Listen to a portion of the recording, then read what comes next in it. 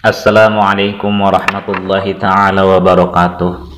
Alhamdulillahi rabbil alamin wa bihi nasta'inu ala umuri dunya wa din wa ala alihi wa sahbihi ajmain. Rabbi shrah li sadri wa yassir li amri wahlul 'uqdatam min lisani yafqahu qawli. Allahumma shalli wa sallim wa barik ala sayyidina Muhammad wa ala ali sayyidina Muhammad. Anak-anakku yang Bapak cintai, mungkin untuk pembahasan kali ini Bapak akan menerangkan tentang akhlak kita terhadap orang tua kita ya. Anak-anakku, kalau misalkan ilmu kita bertambah, misalkan kalau dalam ukuran berat itu 1 kilo. Nah, ilmu kita bertambah 1 kilo, maka akhlak harus tambah 2 kali lipat daripada ilmu. Dalam arti ketika ilmu bertambah 1 kilo, maka akhlak ya, etika kita harus 2 kilo minimalnya. Karena ilmu itu nggak berguna kalau misalkan tanpa akhlak. Nah, ilmu tidak berguna kalau misalkan tanpa akhlak. Kebanyakan orang-orang yang sekarang ya, yang menjabat misalkan ya, mereka itu bukan tidak punya ilmu ya, yang korupsi itu. Bahkan tak jarang para koruptor itu adalah mereka dari lulusan universitas-universitas ternama dan memiliki titel gelar tertentu ya. Nah, tetapi di sana mungkin akhlak yang minimnya itu ya. Jadi mungkin di sini anak-anak sudah paham mengenai tentang akhlak. Nah, tapi di sini Bapak ingin mengingatkan kembali ya. Kalau misalkan kita sudah paham kan, terkadang kita lupa, dan apabila lupa itu seperti orang yang tidak berilmu aja, tidak punya ilmu, tidak mengetahui kalau misalkan lupa. Nah, di sini tujuannya Bapak untuk mengingatkan kembali ya kepada anak-anak, karena sebuah ilmu itu ya, ilmu yang kita pelajari minimal kita ulang itu 3 kali ya. 3 kali diulang-ulang ya, sampai kita paham tentunya. Itu minimalnya. Kalau maksimalnya berarti terus-terus kita ulang-ulang sehingga kita benar-benar paham dengan ilmu yang kita pelajari gitu ya. Anak-anakku, sehebat apapun kita, mau kita pintar, mau kita alim, kemudian misalkan seorang hafiz juga, tapi jika kita tidak berakhlak, terutama di sini kepada orang tua ya, Bapak terutama akan menjelaskan akhlak kita terhadap orang tua ya, terutama kepada orang tua, maka kita celakalah kita. Nah, tidak akan bahagia apabila kita tidak berakhlak, tidak beretika kepada orang tua. Bahkan kita bisa tahu masa depan anak kita atau masa depan seseorang. Naudzubillah kalau misalkan anak kita ya, masa depan seseorang ya, seorang anak, bagaimana ke depannya. Nah, kita bisa kita nilai dari sikap dia terhadap orang tuanya. Apakah dia baik terhadap orang tuanya atau buruk bersikap kepada orang tuanya. Nah, walaupun kafir, orang yang kafir apabila misalkan dia berbuat kebaikan kepada orang tuanya, selalu menyenangkan hati orang tuanya, walaupun dia misalkan kafir ya, si anak tersebut ya, kepada Allah misalkan, tapi tetap dia akan mendapatkan kebaikan, tetapi kebaikannya cuman di dunia karena dia kafir ya. Kalau misalkan ingin mendapatkan kebaikan di dunia dan di akhirat, berarti dia harus muslim terlebih dahulu ya. Orang kafir apabila dia misalkan berbuat baik kepada orang tuanya, maka dia akan mendapat kebahagiaan, keberuntungan. Tetapi di sini tentunya hanya di dunia saja. Allah akan memberikan kebaikan tetapi hanya di dunia saja. Tapi ini sebaliknya, walaupun misalkan kita beriman, tapi jika kita tidak baik kepada orang tua kita, maka celakalah, bukan hanya di dunia tetapi juga di akhirat. Orang kafir tidak berbuat baik di dunia akan celaka juga ya kepada orang tuanya, dan juga celaka di akhirat. Tapi kalau misalkan orang kafir kemudian dia berbuat baik kepada orang tuanya, dia akan mendapatkan kebaikan selama di dunianya, tetapi di akhiratnya berbeda tentunya ya, karena dia kafir. Tapi orang muslim misalkan ya, orang yang beriman kepada Allah, kemudian dia berbuat durhaka kepada orang tuanya, maka dia tidak akan mendapatkan kebaikan di dunia dan di akhirat. Nah, tapi kalau misalkan orang muslim dia berbuat baik kepada orang tuanya, nah dia akan mendapatkan kebahagiaan, keberuntungan di dunia dan juga di akhirat. Wah, Berarti banyak sekali ya faidahnya, manfaatnya ketika kita berbuat baik kepada orang tua, ya. Jadi salah satu tandanya kita misalkan menghormati orang tua kita, yaitu dengan memelankan suara kita. Jadi jangan membentak, jangan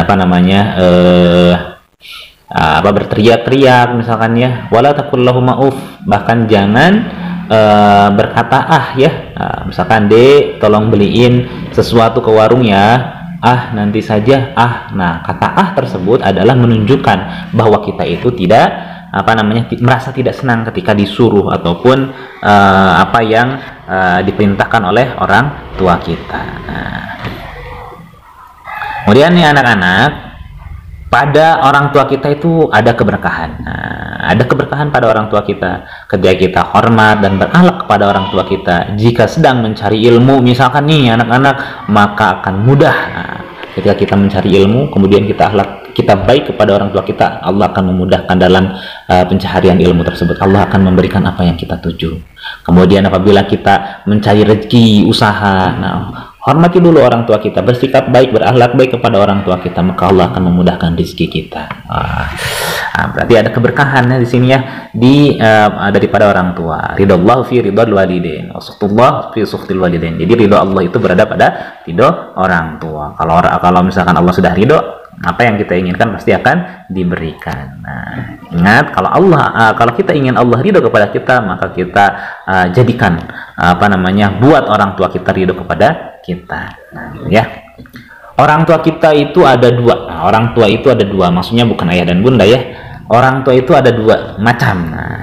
Ada yang pertama, ada yang baik ya, baik sekali, dan yang kedua ada yang tidak baik. Yang baik sekali misalkan ya anak-anak, orang tua kita selalu memenuhi apa yang kita inginkan, bahkan sesuatu hal yang memang tidak menunjang kebaikan kepada kita, misalkan seperti fasilitas handphone ataupun segala diberikan, mainan misalkan diberikan kepada kita. Tetapi kita jangan memanfaatkan situasi yang seperti itu, karena misalkan orang tua kita selalu memberikan apa yang kita inginkan, terus kita terus saja meminta bahkan sesuatu hal yang tidak perlu. Tidak seperti itu. Berarti itu tidak berperilaku baik terhadap orang tua kita ya. Kemudian ada juga yang tidak baik. Jika orang tuanya tidak baik, maka kita tidak boleh membalas perilakunya. Misalkan sering mukul karena misalkan ketika bekerja orang tua kita capek, ruwet dan lain sebagainya, suka mukul, naudzubillah misalkannya, atau suka nyubit itu ini ya, maka kita jangan membalas perlakuan buruk daripada orang tua kita ya. Kalau bisa dinasihati dengan baik-baik ya. Kemudian jadi Bapak berbicara seperti ini ya. Bapak mengajarkan kalian misalkan selama beberapa tahun mengajarkan pendidikan agama Islam, tidak ada gunanya kalau misalkan kalian tidak berbuat baik kepada orang tua kalian. Kalau misalkan kalian tidak berakhlak kepada orang tua kalian. Apa manfaatnya dari pembelajaran ini kalau misalkan kita atau anak-anak di sini ya tidak mengamalkan akhlak baik, berbuat baik kepada orang tua. Ya. Ada sebuah kisah nih, ada seorang kafir. Ada seorang kafir cacat tangannya, tetapi ya sukses, tangannya cacat ya. Kenapa sampai bisa cacat gitu ya? Setelah ditelusuri, ternyata orang kafir tersebut selama kecilnya, ketika kecil dia suka dipukul oleh orang tuanya, terutama ibunya. Tangannya itu suka dipukul sampai dia lumpuh, cacat si tangannya itu ya.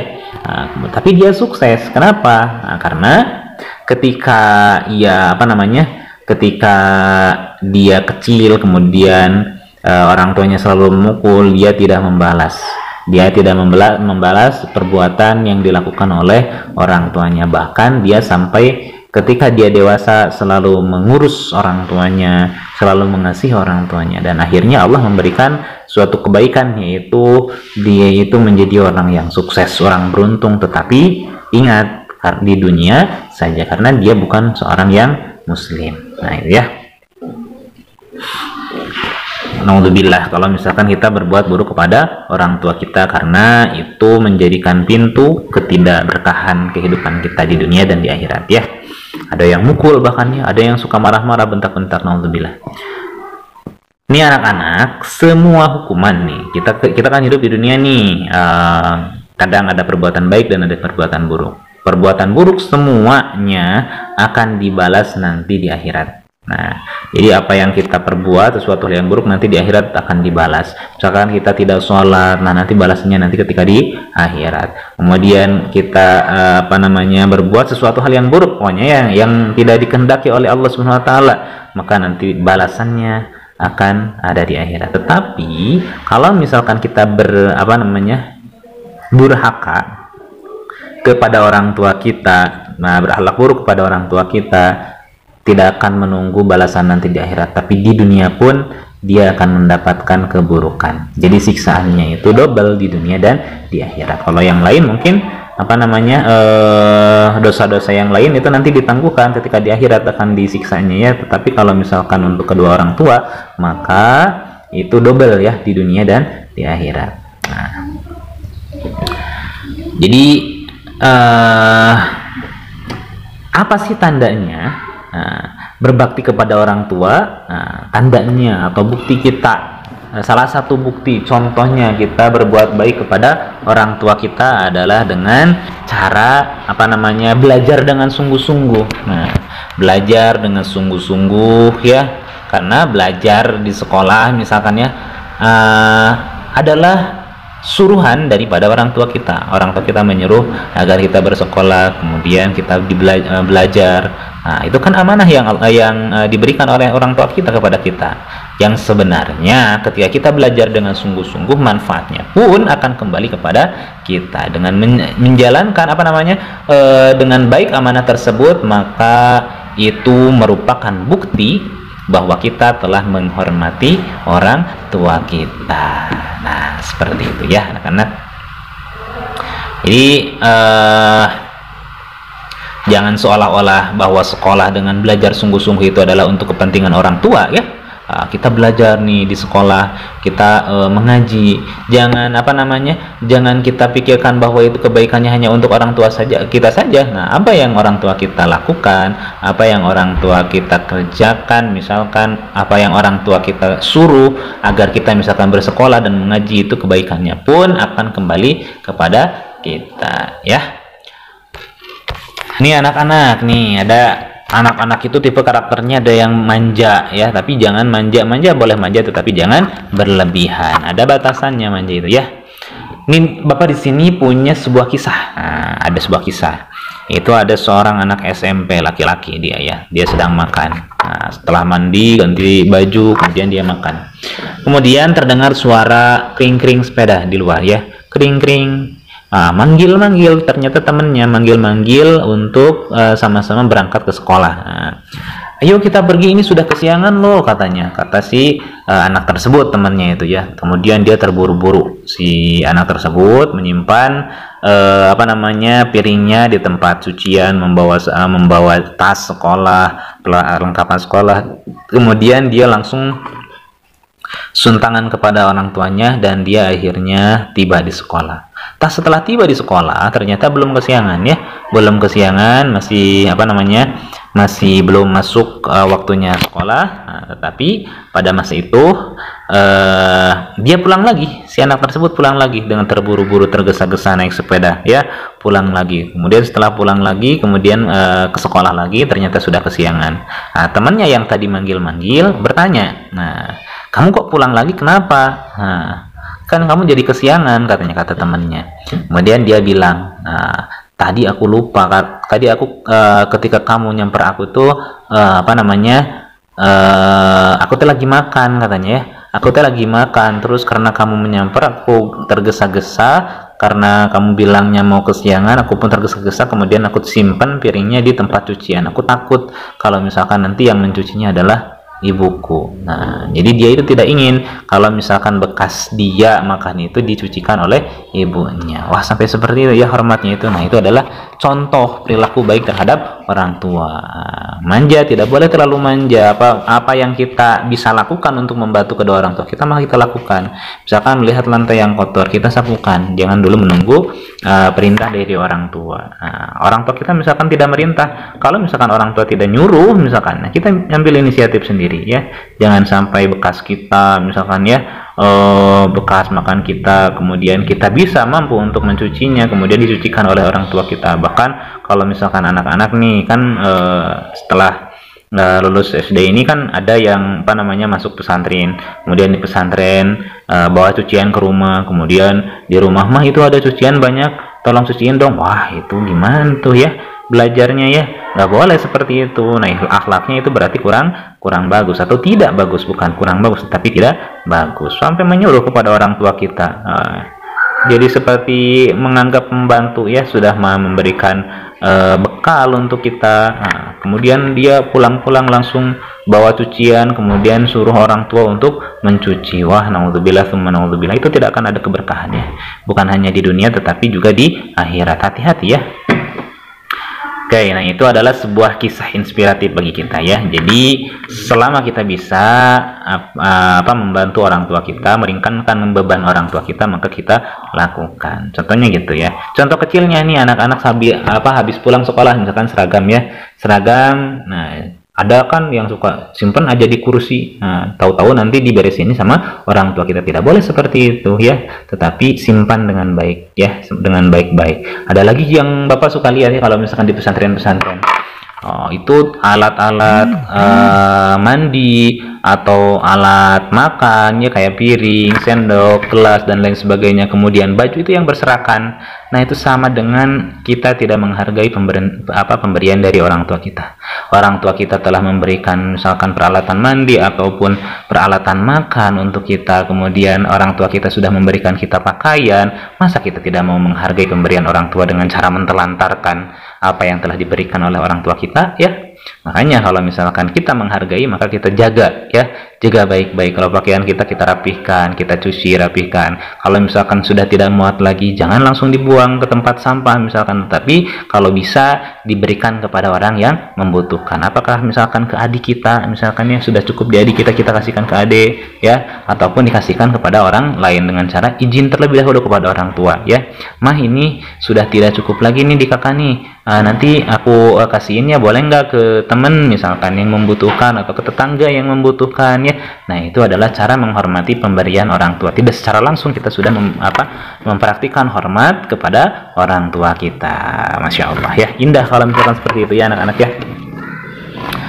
Kemudian nih anak-anak, di sini Bapak menginginkan kalian semua itu sukses, karena ketika kalian sukses maka rasanya tenang gitu, rasanya bahagia kalau misalkan kalian sukses. Bagaimana caranya nih? Maka hormatilah orang tua ya.